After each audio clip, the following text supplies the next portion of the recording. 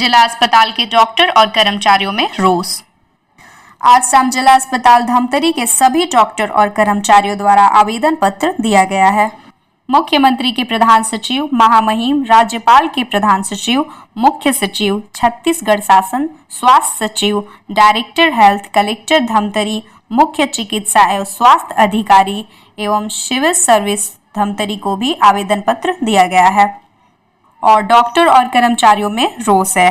Collector ma'am और उनके प्रतिनिधियों के व्यवहार से आहत है। सभी डॉक्टर और कर्मचारी द्वारा अपनी बात संलीनता से रखा गया है कि जो डॉक्टर उपस्थित थे उनके वेतन में किसी प्रकार की कोई कटौती नहीं की जाए। जिला अस्पताल धमतरी में ऐसे भी रोगी की संख्या बढ़ी रहती है क्योंकि 3 से 4 जिले से यहाँ रोगी रोज आते हैं। 600 से 1000 मरीज लगभग रोज यहाँ आते हैं, जिसके कारण अस्पताल में रोगियों की संख्या बढ़ी रहती है। कारण यहाँ के डॉक्टर और कर्मचारियों का व्यवहार और इलाज में संतुष्टि और भरोसा रहता है। यहाँ अब तक के मरीजों से किसी तरह की कोई शिकायत नहीं मिली है। यहाँ के सभी डॉक्टर आपस में मिलकर अच्छे से अपना अपना दायित्व निर्वाह करते हुए आ रहे हैं।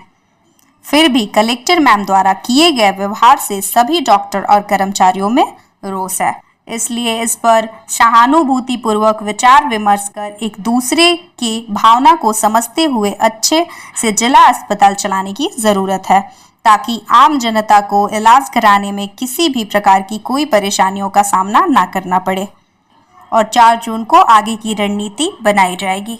ब्लड बैंक और लैब का इंचार्ज है ना। किस प्रकार से समस्या हो गई थी? समस्या ये है कि कलेक्टर मैडम औचक निरीक्षण में आई थी 21 तारीख को शाम को आई थी, लेकिन क्योंकि हम लोग का जो पैथोलॉजी विभाग है और स्पेशली जो ब्लड बैंक है, ये 24 आवर सर्विस का ये एक विभाग है ना। इसका ओपीडी से कोई लेना देना नहीं है, क्योंकि अगर ओपीडी टाइम में अगर हम लिमिट कर दे ब्लड बैंक को, तो 24 घंटा जो आपातकालीन जिस कैजुअल्टी आती है या फिर एएनसी जो मदर्स हैं उनको हम ब्लड नहीं दे पाएंगे, है ना। तो 9 से 1 और 4 से 6 में ही अगर हम लिमिट कर दे ब्लड बैंक को, तो उसके बाद ब्लड बैंक कौन दिखेगा।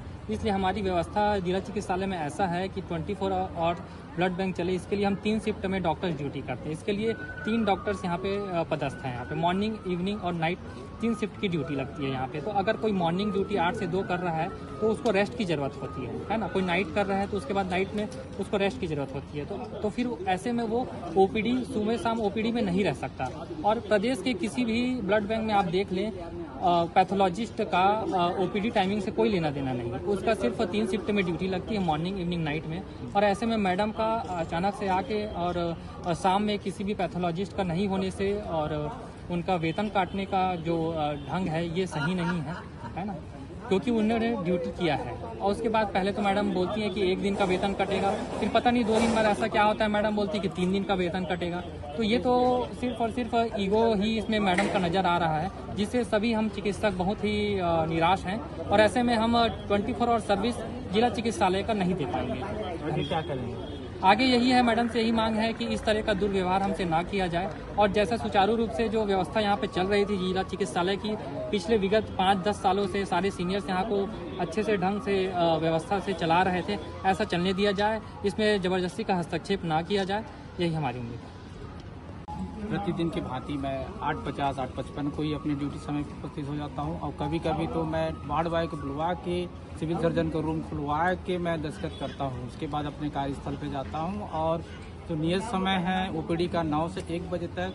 और मेरे जो कार्य में किसी मरीज को कुछ समय ज़्यादा लग सकता है, किसी को आधा घंटा लग सकता है, किसी को 25 मिनट लग सकता है सोनोग्राफी करने में।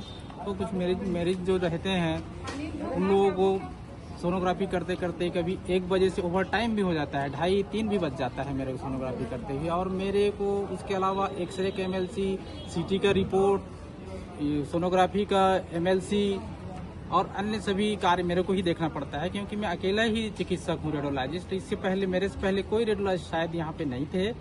और जब मेरे को स्पष्टीकरण दिया गया 21 तारीख को निरीक्षण के दौरान कलेक्टर मैडम ने मेरा अनुपस्थित डाला था, हमने उनके कक्ष में स्वयं उपस्थित होके इसका जवाब दिया, लेकिन वो हमारे जवाब को अनसुनी कर दी।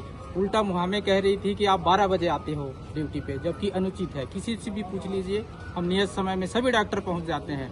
इस प्रकार से करके हमारा बिना सूचना दिए हमारी वेतन काटी गई है, जो कि अनुचित है। अगर भविष्य में ऐसी पुनरावृत्ति होगी तो हम ऐसी स्थिति में काम नहीं कर पाएंगे। इसके लिए जिम्मेदार स्वयं अधिकारी होंगे जो हमको इस प्रकार से दबाव डालें। धन्यवाद।